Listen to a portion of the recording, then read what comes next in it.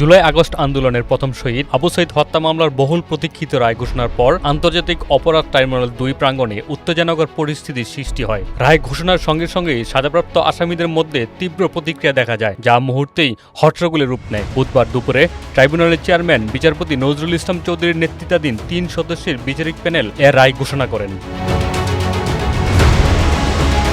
দীর্ঘ শুনানি, সাক্ষ্য গ্রহণ ও প্রমাণ বিশ্লেষণের পর আদালত এ মামলার চূড়ান্ত সিদ্ধান্তে পৌঁছায়। রায় ঘোষণার পরপরই আদালত কক্ষ ও এর আশেপাশে নিরাপত্তা জোরদার করা হয়। রায় শেষে ট্রাইব্যুনাল কক্ষ থেকে বের হওয়ার সময় সাজাপ্রাপ্ত আসামিরা ক্ষোভে ফেটে পড়েন। তারা দায়িত্বরত পুলিশ সদস্যদের সঙ্গে ধাক্কাধাক্কিতে জড়িয়ে পড়েন এবং উচ্চস্বরে জয় বাংলা স্লোগান দিতে থাকেন। এ সময় তারা রায়ের বিরুদ্ধে তীব্র প্রতিবাদ জানিয়ে দাবি করেন, আমরা এ রায় মানি না, আমাদের বিরুদ্ধে মিথ্যা মামলা দেওয়া হয়েছে, আমরা নির্দোষ।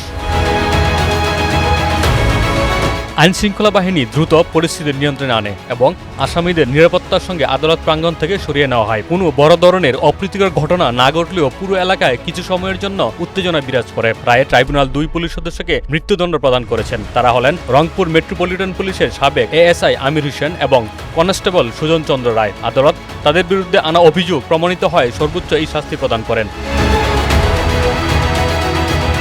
এছাড়া মামলার আরও 3 আসামিকে যাবজ্জীবন কারাদণ্ড দেওয়া হয়েছে। তারা হলেন কোতোয়ালি জোনের সাবেক সহকারী পুলিশ কমিশনার আরিফুজ্জামান উর্ফে জীবন, তাজহাট থানার সাবেক অফিসার ইনচার্জ রবিউল ইসলাম উর্ফে নয়ন এবং বেগম রোকেয়া বিশ্ববিদ্যালয়ের সাবেক ক্যাম্প ইনচার্জ বিভূতিভূষণ রায় উর্ফে মাধব। অন্যদিকে বাকি 28 জন আসামিকে বিভিন্ন মেয়াদে কারাদণ্ড দিয়েছেন ট্রাইব্যুনাল। তাদের বিরুদ্ধে অভিযোগের ধরন ও সংশ্লিষ্টতার মাত্রা বিবেচনা করে পৃথক পৃথক সাজা নির্ধারণ করা হয়।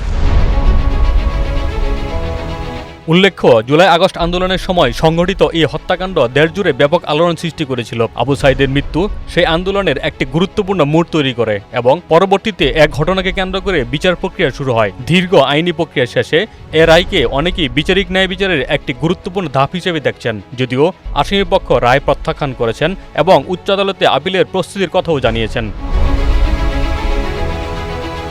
দিদারুল আকন্দ আলমগীর, বাংলাবাজার পত্রিকা।